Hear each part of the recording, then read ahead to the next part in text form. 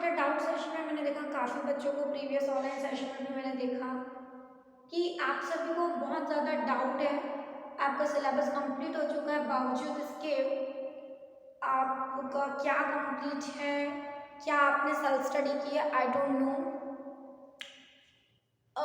मैं ये कहूँगी कि प्री ऑप्टिक्स बच्चों को अक्सर कंफ्यूज करता है, मैं खुद भी इस बात के साथ एग्री हूँ। लेकिन जो बच्चे इस चीज़ को समझ लेते हैं वो कभी भूलते नहीं है। ठीक है, रे ऑप्टिक्स जो है यहाँ पे एक बार आप यदि अच्छी तरह से समझ लेते हैं तो वो लॉन्ग लास्टिंग आपके माइंड में स्टे रहेगा। आप ये मत सोचिए कि हमको सिर्फ 10th पास आउट करना है, हमको उस चीज़ को समझना है।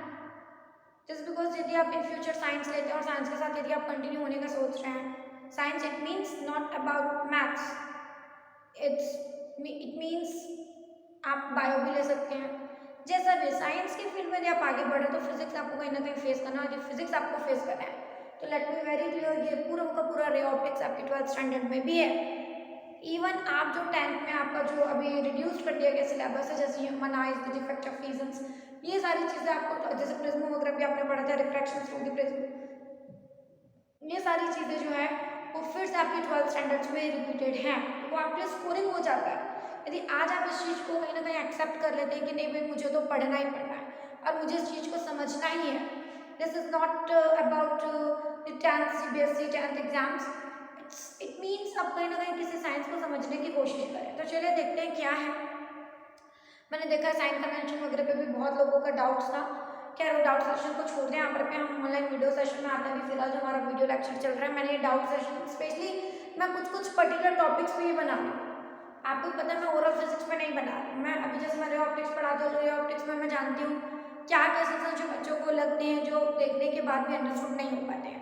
तो ऐसा नहीं कि आपको रे डायग्राम जो है या डायग्रामेटिकली जो रिप्रेजेंटेशन है वो आपको रट के जाना है ना, ऐसा नहीं है। आपको क्या है दिमाग में क्या बैठाना था, सिर्फ वो टेबल जो मैंने आप लोगों को पहली बार बताया था, ठीक है, कि ऑब्जेक्ट इस पोजीशन में तो इमेज की पोजीशन क्या होगा, दैट्स इट। अब कैसे बनेगी, कैसे हम बनाएंगे, वो सारी चीज़ें आप खुद करेंगे क्योंकि आपको रूल्स पता है, आपको क्या पता है, वो टेबल पता है, तो उस बेसिस पे आप तैयार कर सकते हैं। पहले 5 केसेस में मुझे रिकॉल करने की जरूरत नहीं है। पहले 5 केसेस में आपने अच्छी तरह से देखा, आपने उसका डायग्रामेटिकली रिप्रेजेंटेशन भी देखा कि उसमें क्या होता है बेटा। पहले 5 केसेस में ऑब्जेक्ट धीरे धीरे धीरे धीरे नजदीक आता चला जाता है किसके, मिरर के पोल के, और एट द सेम टाइम या इमेज क्या होता है, दूर हटता चला जाता है। ये चीज़ आपने देखी। अब ऑब्जेक्ट के आगे बहुत ज़्यादा नजदीकियों पर आ गया। जो लास्ट 6 केस है यहाँ पर इसमें ऑब्जेक्ट के आगे बहुत ज़्यादा नजदीकियों पर आ गया है। नजदीकियों से मतलब अब वो क्या है, पहले इनफाइनाइट में था, फाइनाइट में था, धीरे धीरे फाइनाइट में धीरे धीरे क्या होता है, पोल के नजदीक। अब वो इतना नजदीक हो गया है कि वो पोल के जस्ट सामने आकर खड़ा हो गया। 5th केस में क्या था, आपने देखा था फोकस पर था, लेकिन अब ये फोकस से दूर हट के पोल के और नजदीक आ चुका है। That means between in this case when your object is between object lies between the pole and the principal focus of the concave mirror। आगे बढ़ना आपको समझ। अब आपका ऑब्जेक्ट और भी ज्यादा नजदीक आ चुका है, इतना नजदीक आ चुका है कि वो कहाँ पे खड़ा है, जैसे कि ये आप यहाँ पे और कोई यहाँ पे नजदीक आ गया, दैट मीन्स यहाँ आरी बात यहाँ पर समझ। अब जब कोई आपके नाक के पास आके खड़ा हो जाएगा तो क्या आप उसका पूरा इमेज बनता हुआ देख पाएंगे? नहीं, क्योंकि आपका आंखों का जो रेटिना है वो सिर्फ उतने एरिया को कवर करेगा जो बिल्कुल सामने है, बाकी सामने वाली बॉडी के ओवरऑल हिस्से को कवर नहीं कर पाएगा। आरी बात यहाँ पर समझ को एकदम आपके एकदम in front of you, just like एकदम क्लोजर से भी क्लोजर आपके आगे नजदीक खड़ा हो जाता है। इतने क्लोज तो आके आपके नजदीक खड़ा हो जाएगा तो आपकी आंखें क्या कर पाएंगे, उस ऑब्जेक्ट का पूरा इमेज बना पाएंगे? नहीं। आधी बात यहाँ पर समझ, पूरा इमेज नहीं बना पाएंगे, आप उसको पूरी तरह से नहीं देख पाएंगे ऑन स्क्रीन। समझ में आ रहा है यहाँ पर आपको? क्योंकि आपको सिर्फ वही हिस्सा दिखेगा जो आपके सामने है, बाकी उसका यदि अपर बॉडी या लोअर बॉडी की बात करो तो आपको कुछ भी नजर नहीं आएगा क्योंकि वो आपके बहुत ज्यादा नजदीकियों पर है। आगे बस मतलब ऐसे केसेस में होता है कि इमेज कहाँ पे बनता है, इमेज ऑफ स्क्रीन बनता है, लेकिन हम समझेंगे कैसे। ये हमारे पास क्या है बेटा, ये डायग्रामेटिकली रिप्रेजेंटेशन है। मैं डायग्रामेटिकली इस चीज को एक्सप्लेन करने जा रही हूँ। ध्यान रखिए यहाँ से ये आपका अगेन कॉनकेव मिरर, कौन सा मिरर बेटा यहाँ पे, concave mirror. As you can see here this is the back side, back side it means of screen, you can say this is the front side जहाँ पर आपका ऑब्जेक्ट रखा होता है, हमेशा फ्रंट साइड पे ऑब्जेक्ट रखा होता है। ये ऑब्जेक्ट यहाँ पर ये आप देख सकते हैं, आपका प्रिंसिपल एक्सिस है जिसपे ये मिरर का पोल है और ये आपका प्रिंसिपल फोकस है। ये आपका क्या यहाँ पर बेटा centre of curvature, as you know that. चलिए अब आपको ऑब्जेक्ट की पोजीशन मैंने बताई है कि यहाँ पर पोल और फोकस के बीच, दैट मींस पोल से बहुत ज्यादा नजदीक के ऊपर यहाँ पर ये ऑब्जेक्ट आपका ए भी रखा है। क्या रखा है? ऑब्जेक्ट ए भी रखा है। अब देखिए यहाँ पर अकॉर्डिंग टू टेबल ऐसे कंडीशंस में इस छठवें केस में क्या होता है? इस छठवें केस में इमेज जो होता है वो क्या होता है? यहाँ पर इमेज जो है वो ऑन स्क्रीन ना बन करके ऑफ स्क्रीन बनता है। दैट मीन्स ऑन स्क्रीन मतलब हम सॉरी ऑफ स्क्रीन मतलब हम क्या समझ रहे थे यहाँ पर? ऑन स्क्रीन से हमारा मतलब क्या रहता था? ऑन स्क्रीन ना बन करके ऑफ स्क्रीन बनता। अब आप सोच रहे होंगे मैडम ये क्या है, आप बहुत कंफ्यूज कर रहे हो। इसमें कंफ्यूज होने की बिल्कुल जरूरत नहीं है। या आप ऐसा हो सकता है कि इसमें इमेज जो है अब तक पहले 5 केसेस में रियल बना, लेकिन इसमें इमेज क्या बनता है? इसमें इमेज कैसा बनता है? वर्चुअल बनता है। अब आप बोलेंगे मैडम ये क्या बात हुई है, तो कुछ समझ में नहीं आ रहा है ना। तो देखिए यहाँ पर क्या है, इस चीज को आप देखेंगे यहाँ पर अभी स्क्रीन वाले वर्ड का हम इस्तेमाल नहीं करेंगे। अब आप इस चीज को समझिए, यहाँ पर कैसे क्या है कहने का मतलब आपको सेम साइड पे रियल मिल रहा था पहले 5 केसेस में। क्यों? क्योंकि मैंने जैसे बताया आपको क्या होना चाहिए? रिफ्लेक्टेड रे ऑफ लाइट का इंटरसेक्शन यदि सेम साइड पर मिल रहा है, जैसे कि डेफिनेशन बोलती है रिफ्लेक्शन की साइड पर होता है, सेम साइड पर होता है, मीडियम चेंज नहीं होता, सेम मीडियम में आपको रिफ्लेक्ट होकर के रे ऑफ लाइट्स मिलती है। तो उन्हीं रे ऑफ लाइट्स या रिफ्लेक्टेड रे ऑफ लाइट्स का इंटरसेक्शन यदि सेम साइड पर मिलता है तो सेम साइड पर इमेज बनता है, तब वो बाय डिफॉल्ट होता है, वो रियल कहलाता है। बट इन दिस केस ऐसा नहीं होगा, इन दिस सिक्स्थ केस ऐसा नहीं होगा। क्या होगा? तो क्या होगा? तो देखिए इस केस में क्या हो जाता है, इस केस में क्या होता है, देखिए इमेज दूर हट रहा था, लास्ट कंडीशन क्या थी? इमेज हट करके इन्फिनाइट में कहीं बन रहा होगा, तो हमने इन्फिनाइट में बनते हुए इमेज को शो नहीं किया था हमने, लेकिन रिफ्लेक्टेड रे ऑफ लाइट को पैरेलल ले लिया था और सपोज कर लिया था ये आगे in future that means infinite में जाकर के इंटरसेक्ट होंगे। आगे बताओ पर समझते यहाँ पर क्या हो जाता है, यहाँ पर क्या हो जाता है आप देख सकते हैं। आप पहले तो डायग्राम अच्छी तरह से देख लीजिए, डायग्राम आपने अच्छी तरह से देखा। अब देखिए यहाँ पर ऑब्जेक्ट से आते हुए ऐसे इसमें क्या होता है, कहाँ पे इमेज बनता है? बैक साइड बनता है, ऑन स्क्रीन ना बन करके ऑफ स्क्रीन इमेज बनता है। ऑफ स्क्रीन से मेरा मतलब बैक साइड से आप, अब आप सोचेंगे बैक साइड कैसे बनेगा मैडम? क्योंकि आप ध्यान से देखिए यहाँ पर होगा क्या, ध्यान से देखिए क्या हो रहा है, ये ऑब्जेक्ट से आती हुई दो लाइट इंटरसेक्ट कर रही है। इमेज फॉर्मेशन के लिए क्या चाहिए हमको?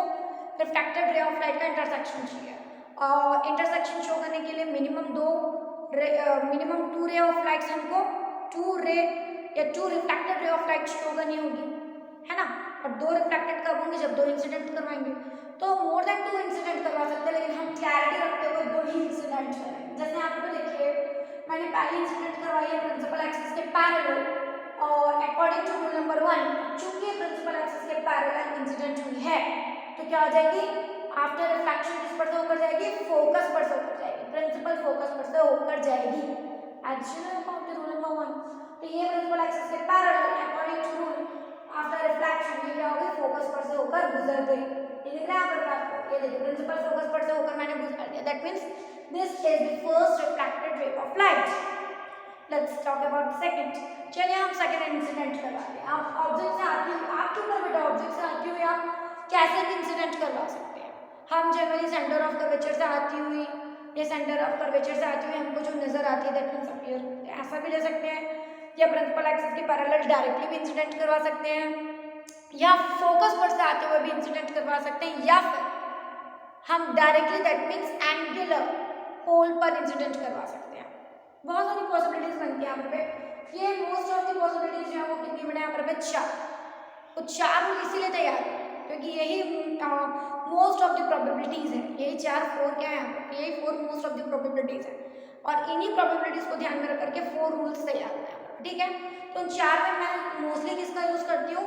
3 केसेस का। मोस्टली कैसा यूज करती हूँ मैं? 3 केसेस का। सेंटर ऑफ कर्वेचर वाला छोड़ देती हूँ, मेरी अपनी आदत आप बोल सकते हैं, आप चाहें तो कर सकते हैं, ऐसा कुछ बॉन्ड नहीं आता। आपको रूल्स पता है, आप उस रूल्स को फॉलो कीजिए, डजंट मैटर। अब देखिए दूसरी जो मैं इंसिडेंट करवा रही हूँ, कैसे करवा रही हूँ बेटा? पोल पर डायरेक्टली इंसिडेंट करवा रही हूँ, मिरर पे डायरेक्टली और पोल पे कुछ एंगल बनाते हुए, जो कि प्रिंसिपल एक्सिस के साथ एंगल आई बनाते हुए मैं इंसिडेंट करवा रही हूँ। प्रिंसिपल एक्सिस के साथ कितने एंगल बनाते हुए? प्रिंसिपल एक्सिस के साथ आई एंगल बनाते हुए पोल पर एंगुलरली या ऑब्लिकली इंसिडेंट करवा रही हूँ। तो अकॉर्डिंग टू रूल नंबर 4 क्या आ जाएगी? आफ्टर रिफ्लेक्शन क्या हो जाएगी? ये कैसे रिफ्लेक्ट होगी यहाँ पे? ठीक उतना ही प्रिंसिपल एक्सिस से ठीक उतना ही एंगल आई बनाते हुए क्या हो जाएगी? रूल नंबर 4 वही बोलता है जितने एंगल बन प्रिंसिपल एक्सिस है जितने एंगल बनाते हैं वो पोल पर डायरेक्टली इंसिडेंट करवाया है ना। I am not sorry mirror पर डायरेक्टली, तो मिरर के पॉइंट पी पर या पोल पी पर obliquely that means principal axis के साथ कुछ एंगल बनाते हुए इंसिडेंट करवाया, तो वही कुछ एंगल बनाते हुए वो क्या हो जाएगी सेम मीडियम में रिफ्लेक्ट हो जाएगी अकॉर्डिंग टू रूल नंबर 4। तो देखिए जितना एंगल बनाते हुए मैंने इंसिडेंट करवाया तो उतने एंगल बनाते हुए मैंने रिफ्लेक्ट कर दिया same medium. Now you can see the first and the second refracted ray of light क्या दिख रही है, इस तरफ जा रही है, ये इस तरफ जा रही है और ये इस तरफ जा रही है। आप देख रहे हैं, आप नोटिस कर रहे हैं यहाँ पर पे इन दोनों रिफ्लेक्टेड रे ऑफ लाइट ये दोनों ही क्या एक दूसरे के पैरेलल नहीं है। जरूरी नहीं है कि जो एक दूसरे को इंटरसेक्ट नहीं करती वो सारी पैरेलल होंगी। पैरेलल रे ऑफ लाइट के लिए डेफिनेशन है कि पैरेलल रे ऑफ लाइट्स वो है जो है ना, वो जो पैरेलल है वो दोनों एक दूसरे को इंटरसेक्ट नहीं करेंगे, बट जो दोनों एक दूसरे को इंटरसेक्ट नहीं करे इसका मतलब जरूरी नहीं है ना, जरूरी नहीं कि वो पैरेलल है। ठीक है, इस चीज को ऐसे समझिए, इस चीज को ऐसे समझिएगा इन्हें आगे की ओर बढ़ाने का, इस रिफ्लेक्टेड रे ऑफ लाइट को आगे की ओर आप जितना ही बढ़ाएं और इस second reflected ray of light को आप आगे की ओर जितना ही बढ़ाएं दोनों के बीच जो एंगुलर डिफ्लेक्शन है वो बढ़ता ही जा रहा है। एज यू कैन सी दोनों के बीच देखिए चौड़ाई बढ़ती जा रही है, यहाँ से देखिए तो आपको क्या हो रही है, दोनों के बीच की गैपिंग बढ़ती हुई नजर आ रही है। मतलब इन दोनों रिफ्लेक्टेड रे ऑफ लाइट को आप आगे की और दैट मींस सेम मीडियम में चाहे जितनी दूरी तक बढ़ा लें इनके इंटरसेक्ट होने की तो कोई प्रोबेबिलिटी नहीं बनती है, कोई पॉसिबिलिटी हमको यहाँ पर भी नजर नहीं आ रही। क्यों? क्योंकि इनका एंगुलर डिफ्रैक्शन बहुत ज़्यादा है या इनके बीच गैपिंग या बोल सकते हैं एंगुलर विड्थ बहुत ज़्यादा है और लगातार बढ़ता ही जा रहा है इनके बीच डिस्टेंस के करस्पॉन्डिंग है, डिस्टेंस के रिस्पेक्ट में लगातार इनका एंगुलर विड्थ जो है वो बढ़ते चला जा रहा है। तो इनके इंटरसेक्ट होने की पॉसिबिलिटी इस तरफ तो नहीं बनती है। चेक कीजिए क्या अपोजिट डायरेक्शन में बनती है, that means in reflected ray of light को आगे की ओर छोड़िए, यदि पीछे की ओर बढ़ाने पर ये क्या किसी पॉइंट पर इंटरसेक्ट हो सकती है, चेक करते हैं। तो इस रिफ्लेक्टेड रे ऑफ लाइट को बढ़ाइए पीछे की ओर, पीछे की ओर ऐसा पीछे की ओर बढ़ाइए, वैसे second reflected ray of light को भी पीछे की ओर बढ़ाइए कुछ ऐसा। आगे बात यहाँ पर समझ, तो ये जो पॉइंट है इस पॉइंट पर दोनों क्या हो गए पीछे की ओर कुछ दूरी पर ये दोनों एक दूसरे को क्या कर सकते हैं इंटरसेक्ट, और चूंकि रिफ्लेक्टेड रे ऑफ लाइट है भले आगे की ओर ना सके बट पीछे की ओर बढ़ाने पे ही सही, बट उनका इंटरसेक्शन तो मिला नहीं। तो इस तरीके से क्या होगा पीछे की ओर हमको क्या मिल जाता है ऑब्जेक्ट के साइड से बड़ा, ऑब्जेक्ट के साइड से बड़ा। ठीक है, यहाँ पे you can see here this is the enlarged, not so much magnified but enlarged from the size of the object, actual size of the object दिख रहा है यहाँ पर आपको सीधा और क्या बोलेंगे ऑब्जेक्ट के साइड से थोड़ा बड़ा। इमेज कहाँ पे मिल रहा है, बैक साइड मिल रहा है, ऑफिस में मिल रहा है यहाँ पे। और देखिए यहाँ पर इसे अब रियल क्यों नहीं कहा जा रहा है, यदि ये बाय डिफॉल्ट मिलता दैट मीन्स सेम साइड पर मिलता, बाय डिफॉल्ट यानी जैसे कि डेफिनेशन बोलती है रिफ्लेक्शन की, मैं बार बार रिपीट करती हूँ सेम चीज, जैसे कि डेफिनेशन बोलती है रिफ्लेक्शन की, रिफ्लेक्शन सेम साइड पर होता है, तो सेम साइड पे भी हम सेम साइड पे हमको रिफ्लेक्टेड रे ऑफ लाइट का इंटरसेक्शन मिलना था, दैट मींस इमेज जो है वो सेम साइड पे मिलनी थी, तब वो बाय डिफॉल्ट कहलाती, तब वो रियल कहलाता। बट वर्चुअल जहां आपको एक्स्ट्रा वर्क परफॉर्म करना पड़े जैसे मैंने अभी किया, जैसे मैंने अभी किया क्या किया मैंने यहाँ पर रिफ्लेक्टेड रे ऑफ लाइट को पीछे की ओर बढ़ाया ताकि मुझे उनका किसी पॉइंट पर इंटरसेक्शन मिल जाए, और पीछे की ओर कुछ दूरी बढ़ाने पर मुझे उनका इंटरसेक्शन मिल रहा है। क्या मिल रहा है मुझे उनका इंटरसेक्शन मिल रहा है, जिस पॉइंट पर मिल रहा है उस पॉइंट पर इमेज बनेगा। इमेज कैसा बनेगा, चूंकि ये वर्चुअल है बैक साइड बन रहा है, बाय डिफॉल्ट नहीं मिल रहा है, बैक साइड मिल रहा है यहाँ पे और एक्स्ट्रा वर्क मुझे परफॉर्म करना पड़ रहा है। दैट्स व्हाई वर्चुअल है, वर्चुअल इमेज हमेशा कैसा होता है इरेक्ट, इट मींस सीधा, कि मुझे सीधा मिला क्योंकि ऑब्जेक्ट के साइज का नहीं है, मैग्नीफाइड एंड दैट्स व्हाई मैंने क्या लिखा a dash b dash, same size का नहीं है, सेम हाइट का नहीं है, हाइट ज्यादा होगी as compare to the actual size. आ रही बात यहाँ पर आपको समझ, केस क्लियर हो जाता है। अगर कोई डाउट है तो आप मुझसे ऑनलाइन सेशन में पूछ सकते हैं, बट आप अपनी डाउट्स को क्लियर करना सीखिए बेटा।